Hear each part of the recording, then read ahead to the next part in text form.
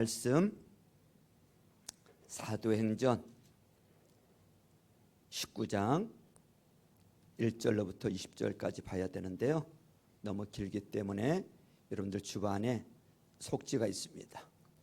주반에 속지를 끄집어내시고 속지를 들고 다 자리에서 일어나셔서 우리 하나님을 경외하는 마음으로 우리 합독하시겠습니다. 시작. 여러분은 믿을 때에 성령을 받았습니까? 하고 물었다.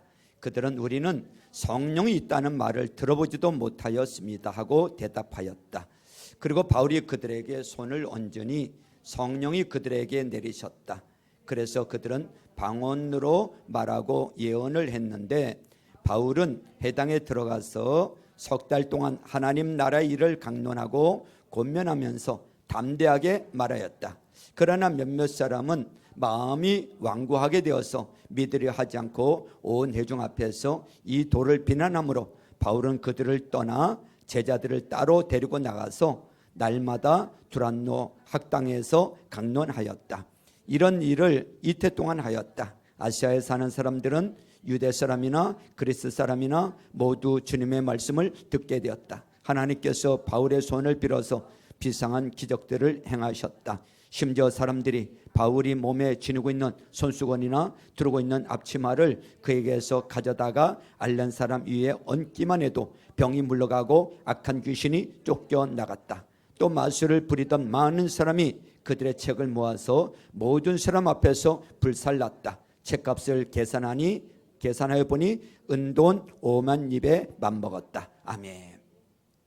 우리 하나님의 자녀들이 또 축복을 빌어주면 그 복이 진짜로 정말 내린다는 것을 믿으시고요. 우리 앞뒤에 좌우분 함께 예배하러 오신 분들에게 하늘의 복을 빌어주시길 바랍니다. 하늘 복 많이 받으세요. 하늘 복 많이 받으세요. 하늘 복 많이 받으세요. 예, 하늘 복 많이 받으세요. 자, 오늘 저는 이 말씀을 통해서 에베소 교회에 대해서 좀 살펴보고자 합니다. 에베소 교회. 왜 에베소 교회인가? 성경에 보면 에베소서라는 이 성경이 있습니다. 에베소서라는 이 성경이 있는데 그 에베소서는 교회의 원리가 들어 있습니다. 우리 사랑의 동산교회는 신약교회를 회복하는 가정교회를 하고 있는데 그런 의미에서 에베소 교회는 우리 교회의 모델과 같은 교회입니다. 사도행전 19장에 에베소 교회 모습이 나와 있는데 오늘 본문 7절에 나와 있듯이 12명으로 시작된 교회가 2년 반 만에 전 소아시아에 영향력을 끼치는 강력한 교회가 됐습니다. 그 에베소 교회에서 아시아의 7교회가 개척이 됩니다. 에베소 교회는 아볼로가 개척을 했고 바울이 목회를 했고 또 디모데가 목회를 했고 나중에는 사도 요한 때 최고의 극치를 이루는 교회가 됩니다. 기라성 같은 사람들이 이 목회를 했던 곳이에요. 이 바울이 아볼로가 개척한 교회를 목회하면서 그 교회를 완전히 성령으로 자악하는 교회로 만듭니다.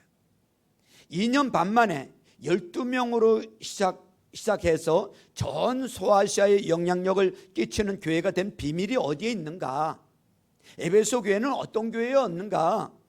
왜 우리 사랑의 동산교회가 에베소 교회 같은 교회가 되어야 하는지 그 비밀을 살펴보면서 은혜를 받고 그런 교회와 그런 성도들이 되어서 한국 교회와 또 열방에 영향력을 끼치는 교회가 될 수 있기를 주님의 이름으로 축원합니다. 축원합니다. 자, 에베소 교회는 어떤 교회인가 하면 첫 번째로 성령이 지배하는 교회였습니다. 어떤 교회였다고요? 성령이 지배하는 교회였습니다. 2절 말씀을 보세요. 2절을 같이 읽습니다. 시작. 여러분은 믿을 때 성령을 받았습니까? 하고 물었다. 그들은 우리는 성령이 있다는 말을 들어보지도 못하였습니다 하고 대답하였다 그랬어요. 바울이 여러분은 믿을 때 성령 받았습니까? 물으니까 그들은 성령이 있다는 말을 들어보지도 못했다는 거예요. 에베소의 성도들 가운데에는 아볼로에게 성경을 배운 사람들이 많이 있었는데, 아볼로가 개척을 하고 아볼로에게 성경을 배운 사람들이 많은데, 그들은 지난주에도 말씀드렸던 것처럼 다만 요한의 세례, 즉 회개의 세례에 관해서는 알고 있었지만 진정한 믿음을 주는 성령 세례에 관해서는 전혀 모르고 있었던 거예요. 바울은 그 사실을 알고서 그들에게 예수 그리스도에 관하여서 상세하게 가르쳐주고 예수의 이름으로 그들에게 세례를 다시 베풀었어요. 세례를 베풀고 여기 손을 얹고 기도할 때 성령님이 임하시는 역사가 나타났단 말이죠. 6절 말씀을 보세요. 6절을 같이 읽습니다. 시작. 그리고 바울이 그들에게 손을 얹으니 성령이 그들에게 내리셨다. 그래서 그들은 방언으로 말하고 예언을 했는데 그랬습니다. 성령이 임했어요. 성령이. 바울이 그들에게 안수를 했어요. 터치를 했단 말이죠.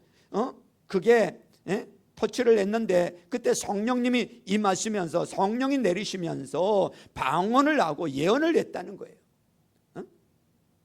여러분, 성령님이 임하시면 이런 현상들이 나타난다는 거예요.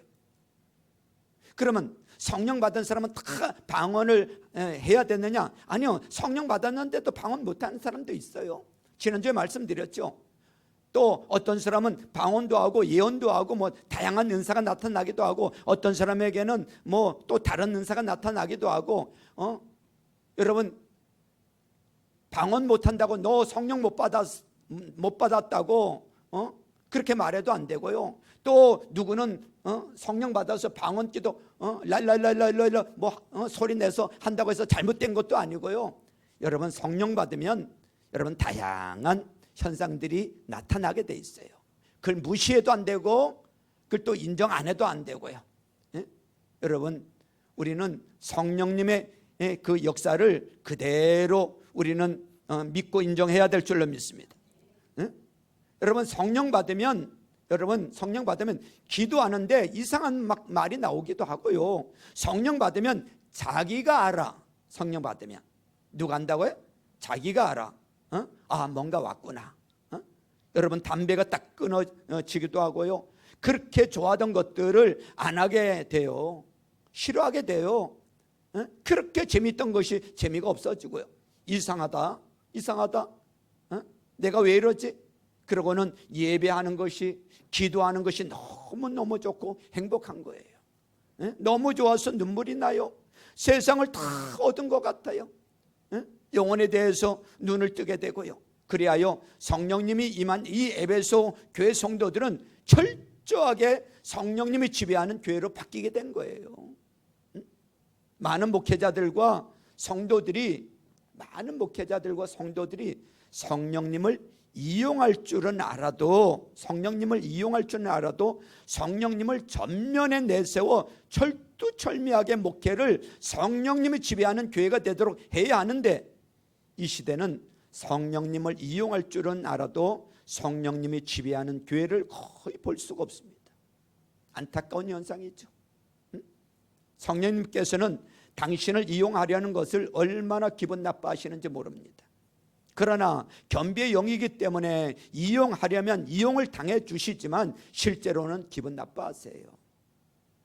우리 사랑의 동산교회는 성령님을 이용하는 사역, 성령님을 이용하는 그런 교회를 만들려는 것이 아니라 성령님이 철두철미하게 다스리는 그런 교회가 돼야 될 줄로 믿습니다. 그런 교회가 돼야 돼요. 성령님이 나를 장악하고 나를 철두철미하게 그분이 이끌어 가시도록 해야 된단 말이죠. 여러분, 성령님을 이용해도 능력은 나타나요. 방언도 터지고요. 신유의 역사가 나타나기도 해요. 그것을 가지고 하나님이 자기를 쓰는 줄 알고 우쭐하고 그러는데, 성령님은 당신을 이용하는 것을 기분 나빠하신다는 것을 알아야 합니다. 에베소 교회는 성령님이 철두철미하게 지배하는 교회였기에 그런 놀라운 영향력을 끼치는 교회가 될 수 있었던 것입니다. 그렇다면 성령을 이용하는 교회가 아니라 성령이 지배하는 교회는 어떤 교회일까? 성령이 지배한다는 게 뭘까? 한마디로 말하면 성령보다 앞서지 않으면 되는 거예요. 성령보다 앞서지 않으면 돼.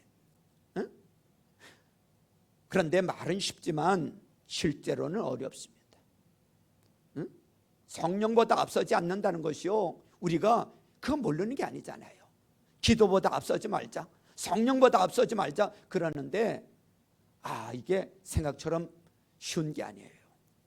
성령님이 하시는 모든 일을 기다릴 줄 알아야 돼. 사람에게 말하는 것도 성도를 키우는 것도 모두 성령님이 하시는 일을 기다려야 돼.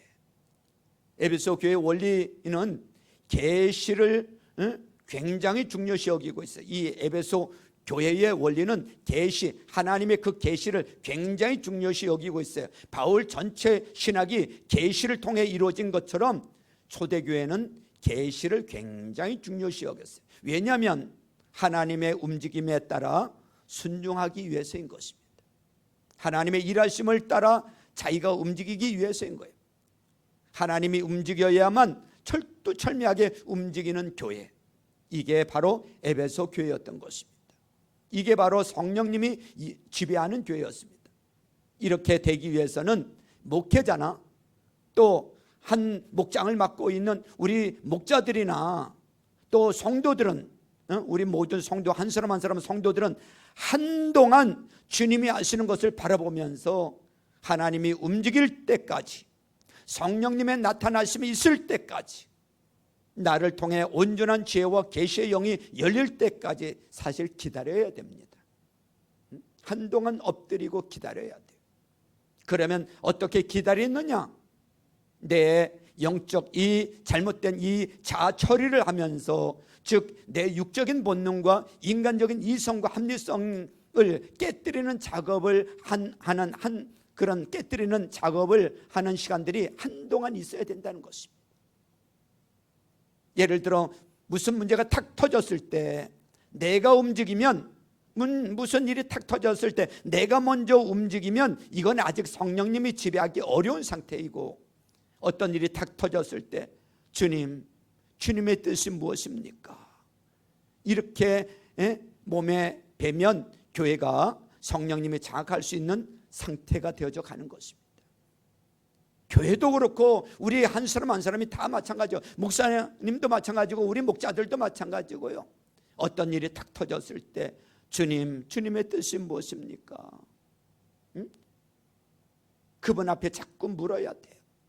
우리 지금 새로운 삶 공부를 하고 있는데, 새로운 삶 공부의 가장 하이라이트가 뭐냐면 경건진 깨뜨리는 건데, 경건진을 깨뜨리기 위해서는 철저하게 성령의 인도하심을 받아야 돼요. 성령님과 동행하는 삶을 살아야 돼요. 24시간 우리 안에 내주에 계시고 임재하시는 그분과 날마다 살아가는 훈련이 되어져야 돼요. 날마다 내 생각대로, 내 계획대로, 내 의지대로 살아가는 게 아니고, 내 안에 계시는 성령님께 자꾸 묻는 거예요. 성령님 어떻게 할까요? 성령님 잘 주무셨어요? 성령님 안녕하세요? 성령님 어디 가려고 하는데, 오늘 이것을 하려고 하는데, 누구를 만나려고 하는데 어떻게 할까요? 자꾸 그분께 물어야 돼요. 여러분, 이게 몸에 배야 된단 말이죠. 육성이 살아있는 목회자는, 성도는 성령님을 이용할 수는 있어도 성령님이 지배하는 교회가 되기는 어렵습니다. 여기 물컵이 있어요. 지금 물로 가득 채워져 있어요. 다른 것을 채울 수 없어요. 여러분, 다른 것을 채우기 위해서는 뭐 해야 돼요? 비워야 됩니다. 비워진 만큼 다른 걸로 채울 수 있어요. 마찬가지예요. 성령님이 지배하는 교회가 되기 위해서는 그 교회 목회자나 가정교회 목자들이나 성도들이 철저하게 내 안에 있는 욕심, 내 생각, 내 계획을 뽑아내고 비울 때 비워진 만큼 성령님으로 채워지고 성령님의 지배를 받게 되는 것입니다. 그런 원리예요. 비워진 만큼, 내 육이 비워진 만큼, 내 자아가 깨뜨려지고 비워진 만큼 성령님이 지배하고 다스릴 수 있는 거예요. 장악할 수 있는 거예요. 그때 하나님이 일하기 시작을 하세요. 하나님이 일하실 때까지 기다려야 됩니다. 기다려야 돼요. 제자된 표지 중에 가장 첫 번째 표지는 능력과 표적이 아니라 오래 참음에 있어요. 제자된 표지는 오래 참음에 있어요. 기다림에 있어요. 그 오래 참음이 하나님을 기다리는 것입니다. 제가 목회를 25년 동안 여기 와서 개척을 해서 25년 동안 또 부교육자를 10년 동안 하고 그러면서 깨달은 게 뭔지 아세요? 오래전에 깨달았지만 목회라는 것은 기다림이더라고요. 목회라는 것은 인내더라고요. 그걸 저도 잘 못했댔어요. 여러분, 오래 참는다는 것이 이게 어려운 거예요. 기다린다는 게 어려운 거예요. 누가 오래 참을 수 있느냐? 자기를 비운 사람, 성령님의 지배를 받는 사람이에요. 따라서 나를 비우는 것부터 시작해야 되는 것입니다. 교회라는 것은 하나님의 수준, 하나님이 가진 영향력 아래 움직이는 교회가 돼야 되는 거예요. 왜냐하면 예수 그리스도가 교회 머리 되시기 때문에 교회는 인간적인 수준에서 움직일 것이 아니라 이성과 합리성으로 움직일 것이 아닌 것입니다. 성령님이 앞서서 지배될 때 교회는 하나님의 수준으로 움직일 수 있는 교회가 될 줄로 믿습니다. 이스라엘이 출애굽을 하고 광야 생활 가운데 그들이 무엇을 따라 움직였습니까? 밤에는 불기둥으로, 낮에는 구름기둥으로. 그 구름기둥이 딱 떠서 움직일 때, 앞서 인도할 때 이스라엘 백성들이 험악한 광야 생활을 정확하게 갈 수 있듯이, 따라서 이스라엘 백성이 명심해야 할 것은, 오늘 이 시대에 우리들이 명심해야 할 것은 성령님을 이용하는 교회가 아니라 성령님이 지배하는 교회가 돼야 될 줄로 믿습니다. 그 방법은 성령님이 하시는 일을 자꾸만 기다리는 거예요. 따라서 해보세요. 성령님이 하시는 일을 기다려야 된다. 그렇습니다. 성령님이 하시는 일을 자꾸만 기다려야 돼. 이게 어렵더라고요. 그리고 그게 목회더라고요. 내가 목회하는 게 아니라 그분이 하시는 일에 나는 도구로 단지 그분이 하시는 일에 사용되어질 뿐이야. 내가 못 기다리고 내가 하려고 하니까 망가지는 거예요. 자식 교육도 그렇고요, 내 인생도 그렇고 다 그렇습니다. 이 원리를 깨달으셔야 돼요. 그분이 하시도록 기다리는 것, 모든 상을 내가 움직이는 것이 아니라 그분의 말씀을 따라 움직이는 것, 이게 에베소 교회였습니다. 성령이 다스리시고 성령이 지배하는 교회였단 말이죠. 우리 교회도 그런 교회가 돼야 될 줄로 믿습니다. 두 번째로, 에베소 교회는 두 번째로 하나님 나라의 정확한 가르침이 있는 교회, 철두철미하게 순종을 목표로 하는 교회였습니다. 한번 따라서 해보세요. 하나님 나라에 정확한 가르침이 있는 교회, 철두철미하게 순종을 목표로 하는 교회. 자, 8절을 보세요. 8절을 같이 읽습니다. 시작. 바울은 회당에 들어가서 석 달 동안 하나님 나라의 일을 강론하고 권면하면서 담대하게 말하였다 그랬어요. 바울은 에베소 교회에 많은 것들을 가르쳤을 것이나 누가는 사도행전을 통해 바울이 가르친 것 중에 무엇에 대해서 가르쳤다고 말씀하고 있어요? 네? 그렇습니다. 하나님 나라의 일을 강론했다. 그래서 하나님 나라의 일을 가르쳤다는 거예요. 하나님 나라를 가르쳤다는 거예요. 제가 사도행전을 지금 작년 1월 달부터 지금 1년 6개월 동안 오고 있는데 지금 19장을 왔어요.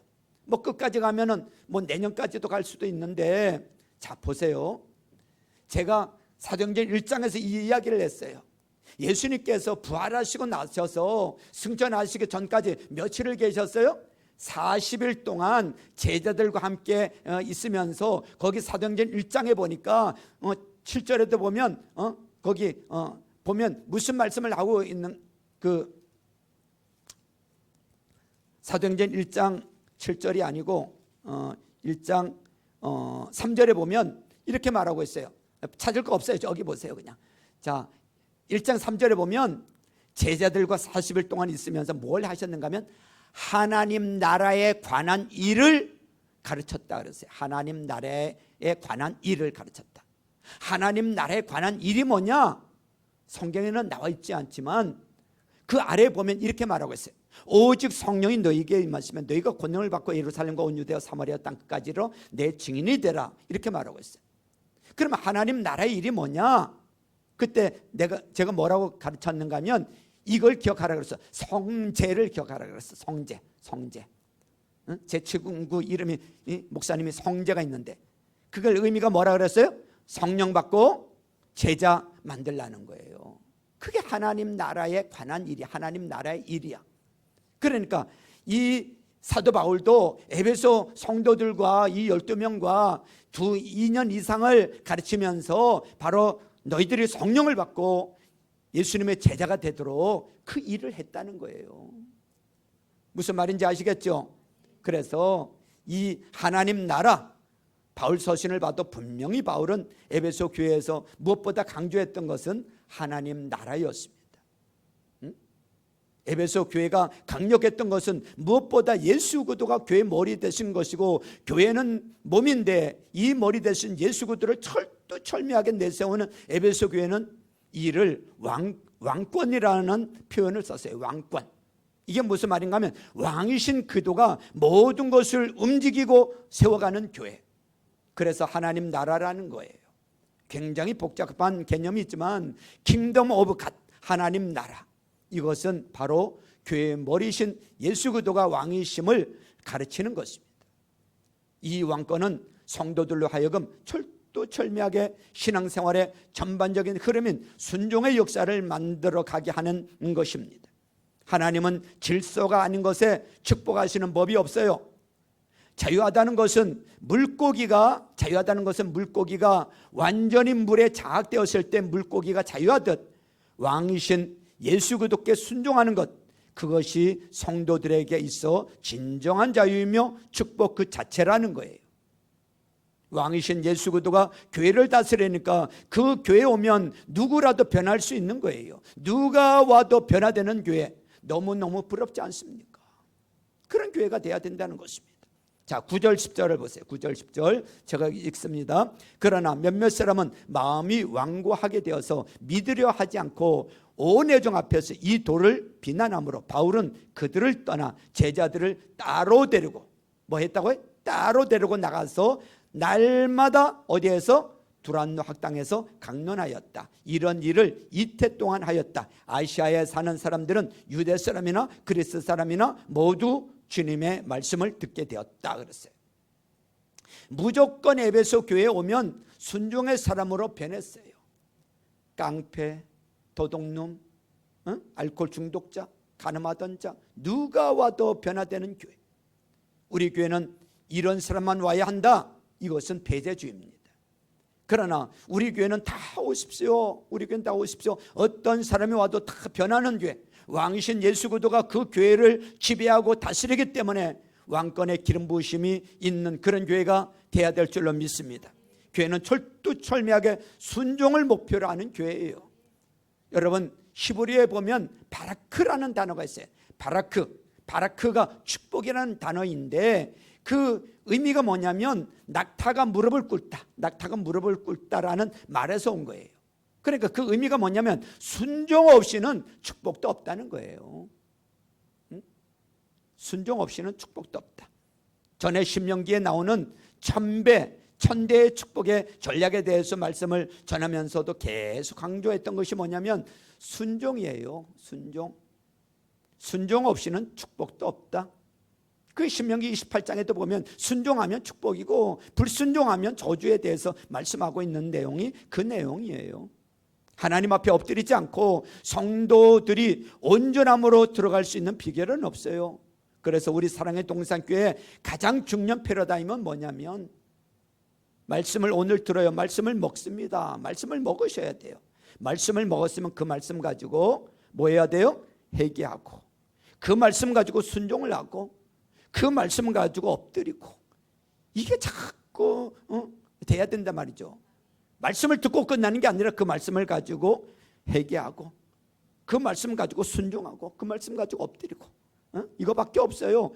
성경이 말하는 위대한 신앙생활의 위대함을 갖는 길은 이 방법밖에 다른 길이 없더라고요. 제가 지금까지 신앙생활을 하면서 깨달은 게 이것을 통해 성도가 위대해지는 거예요. 순종이 교회의 틀이 잡히면 성도는 교회 와서 지방 방송할 수가 없어요. 철두철미하게 순종하면서 그 안에서 진정한 말씀의 자유를 느끼는 거예요. 오직 순종이 신앙생활의 목표가 되는 거예요. 교회 머리가 되시는 예수 그리스도이기 때문에 바로 교회의 전반적인 흐름이 순종의 흐름으로 갔느냐 아니냐, 그것은 예수 그리스도가 왕인 것을 인정하는 교회냐 아니냐의 문제와 같은 거예요. 에베소 교회가 에베소서 1장 23절 말씀처럼 예수님으로 충만으로, 예수의 충만으로 세상을 변화시키는 교회, 예수님의 명령에 일사불란하게 움직이는 교회, 명령이 딱 떨어지면 무조건 일사불란하게 움직이는 교회, 이게 참된 교회라는 것입니다. 질서가 아닌 데서 교회는 축복을 받을 수가 없어요. 왕의 명령과 질서에 움직이는 교회여야만 여러분 그 교회에 하나님 축복하시고 그 교회를 통해서 우리들이 복을 받기 때문에 그렇습니다. 하나님은 개인에게 바로 복을 주시는 경우가 없어요. 그러면 우리는 어디에서 복을 받느냐? 교회를 통해서 복을 받습니다. 이게 원리고 질서입니다. 여러분, 바라크라는 축복이라는 말이 낙타가 무릎을 꿇다라는 뜻처럼 우리는 무지할 정도로 순종하고 하나님께 엎드리는 것, 일사불란하게 모든 교회가 움직이는 것. 에베소 교회 리더들은 정말 칼같은 사람들이었잖아요. 바울, 아볼로, 디모데, 사도 요한과 같은 기라성 같은 사람들이었는데 그들의 입에서 선포되는 이 말에, 예를 들어 예배 드려라 그러면 로마 황제가 예배 드리지 말라고 해도 예배 드리다 죽는 거고, 전도하자고 하면 전도하고, 가서 헌신해라 하면 헌신하고, 목회자의 명령에 일사불란하게 순종하며 움직이는 교회. 인간적인 연약함에 불순종하는 것은 어쩔 수 없지만 의도적으로 불순종하는 일은 교회에서 보이질 않는 것입니다. 이것이 바로 왕적인 권위를 회복하는 에베소 교회의 모습인 것입니다. 누구라도 와서 순종할 수 있는 교회였던 것입니다. 그런 교회가 되어야 될 줄로 믿습니다. 세 번째로 에베소 교회는 어떤 교회였느냐? 이적과 표적이 드러나는 교회였어요. 이적과 표적이 날마다 드러나는 교회였어요. 11절 12절 보세요. 11절 12절 우리 같이 읽을까요? 11절 12절 시작. 하나님께서 바울의 손을 빌어서 비상한 기적들을 행하셨다. 심지어 사람들이 바울이 몸에 지니고 있는 손수건이나 두르고 있는 앞치마를 그에게서 가져다가 앓는 사람 위에서 얹기만 해도 병이 물러가고 악한 귀신이 쫓겨나갔다 그랬습니다. 여러분, 바울이 손수건이나 앞치마를 얹거나 사람들이 만졌을 때 이적과 표적이 일어났듯이 교회에 이런 이적과 표적이 왜 중요하냐? 두 가지 이유 때문에 그래요. 첫 번째 이유는 하나님이 당신의 심판의 잣대를 만들기 위해 이적과 표적을 우리 시대 가운데 드러내는 것입니다. 너희들 이래도 예수 안 믿을래? 너희들 이래도 예수 안 믿을래? 하고 이적과 표적을 통해서 하나님은 심판의 잣대를 만드시는 거예요. 또 하나는 교회 내 성도들로 하여금 역동적인 교회 생활을 일궈 나가기 때문에 이적과 표적을 나타내신다는 것입니다. 여러분, 이적과 표적이 없는 교회하고 이적과 표적이 날마다 드러나는 교회하고요, 벌써 신앙생활이 똑같겠습니까? 다르죠. 이적과 표적이 날마다 드러나고 간증이 많은 교회는요, 역동성이 있을 수밖에 없어요. 활력이 있죠. 오늘 하나님이 어떻게 역사하실까? 어떻게 말씀하실까? 어떻게 고쳐주실까? 어떻게 일하실까? 기대감이 있지요. 하나님이 우리와 함께 하시는구나를 늘 확증짓는 거죠. 교회는 귀신도 드러나서 악소리 지르고 떠나가야 되고요, 하나님의 영광이 날마다 드러나서 교회의 영적인 사건들이 드러나는 것으로 교회에 충만해야 되는 것입니다. 그것이 초대교회만 드러나야 됩니까? 그렇지 않습니다. 오늘 이 시대도, 왜냐하면 하나님은 여전히 살아계시기 때문에, 교회 머리가 되시는 분이 예수님이시기 때문에 성령님이 통치하시는 교회라면 여전히 그런 역사가 나타나야 된다는 것입니다. 교회가 성령에 지배되면 이런 일들로 인해 성도들이 영적인 일에 대해서 전문가가 되고 이런 일들은 실제로 필요한 일이란 말이죠. 능력과 표적 그 자체에 우리의 초점이 있거나 중점을 두지 않지만 하나님의 영으로 자극되면 반드시 교회는 이적과 표적이 그냥 자연스럽게 드러나게 돼 있는 거예요. 마치 봄이 되면 꽃이 피는 원리와 똑같은 거예요. 하나님이 우리와 함께 하시면 표적과 하나님의 전능하신 손길이 마음껏 드러나게 될 줄로 믿습니다. 우리 교회에 정말 지금까지 오면서 엄청난 역사와 기적과 표적들이 드러났어요. 그것을 기록을 해놨더라면 뭐 책도 몇 권을 썼을 겁니다. 그런데 기록을 안 남겨놔서 자꾸 희미해져 가고 그러는데, 여러분, 우리 교회 성도들한테도 저도 한번 해본 적이 있어요. 물론 뭐 여기에 물수건에 아니면 뭐 손수건에 무슨 능력이 있겠어요 여기에? 그러나 그 사람에게 흐르고 있는 그 기름 부심과 그 능력들이 그에게 있기 때문에 사람은 많고 고쳐야 될 사람은 많고 귀신은 쫓아야 되는데 많으니까 그냥 손수건이라도 지니고 있던 손수건이라도 이렇게 얹으면 귀신이 떠나가고 병든 자가 고침을 받고 그런 역사가 드러났다는 거예요. 성령님이 역사하시니까. 그래 안 그래요? 물론 여기에 무슨 능력이 있겠어요. 그런데 성령님이 역사하시니까 그런 역사가 나타나더라는 거죠. 저도 그걸 경험해 본 적이 있습니다.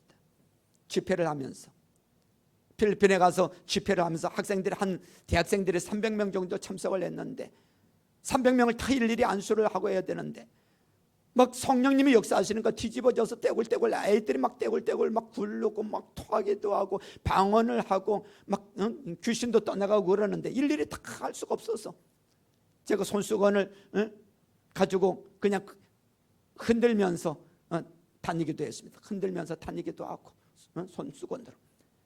그런데도 어떤 역사가 나타나는 거예요. 그냥 손수건 흔드니까 그냥 쭈르르 그냥 다 넘어져 버리는 거예요. 성령님이 역사하시는 거죠. 여러분, 이걸 인정할 수도 있고 뭐 인정 안 할 수도 어떤 사람은 인정하고 어떤 사람은 뭐 그런 게 있어 하고 부인할 사람이 있을 수도 있지만 그러나 성령님은 동일하게 지금도 일하시고 계신다는 것입니다. 여러분, 마지막으로 네 번째는 영적 전쟁에 탁월한 교회가 돼야 돼요. 영적 전쟁에. 따라서 보세요. 영적 전쟁에 탁월한 교회. 자, 19절 20절 보세요. 19절 20절을 같이 읽습니다. 시작. 또 마술을 부리던 많은 사람이 그들의 책을 모아서 모든 사람 앞에서 불살랐다. 책값을 계산하여 보니 은돈 5만 입에 맞먹었다. 이렇게 하여 주님의 말씀이 능력 있게 퍼져나가고 점점 힘을 떨쳤다 그랬습니다. 여러분, 성령이 지배하고 왕이신 예수가 머리가 되는 교회가 되다 보니까 전능하신 하나님께 힘입어 말씀의 권세가 강력해지는 거예요. 말씀의 권세가 약하면 강력한 영적 전쟁을 할 수가 없어요. 교회가 말씀의 권세가 살아있지 않으니까 다른 것들로 교회를 세우려고 다른 것들로 교회를 세우려는 일을 자꾸 하게 되는 거예요. 예를 들면 구제, 봉사, 사회사업, 물론 그런 것도 필요해요. 필요 없다는 게 아니에요.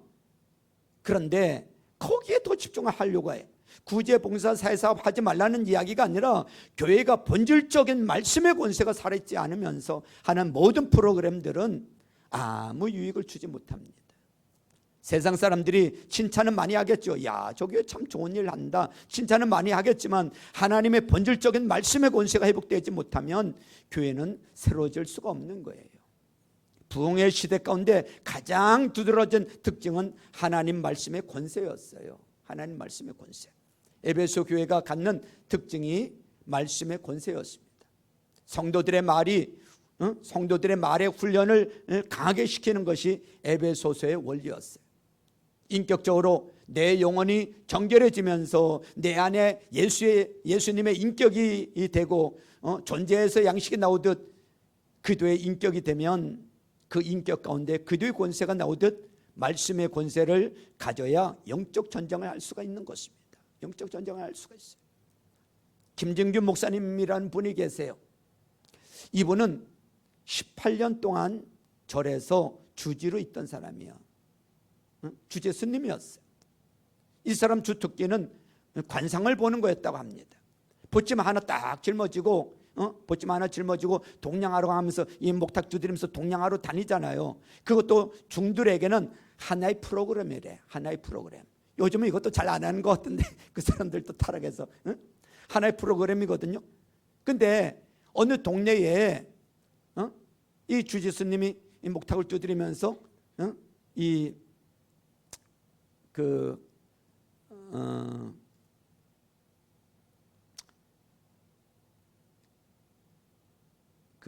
뭐라 그랬죠? 그 시주를 이제 받으러 이렇게 이제 다닌단 말이죠. 근데 중학생인지 고등학생인지 이 보이는 여학생이 신약성경 작은 거 있잖아요. 신약성경 작은 거를 신약성경 작은 거를 그 보찜에다 넣으면서 스님도 이 성경책 한번 읽어보세요.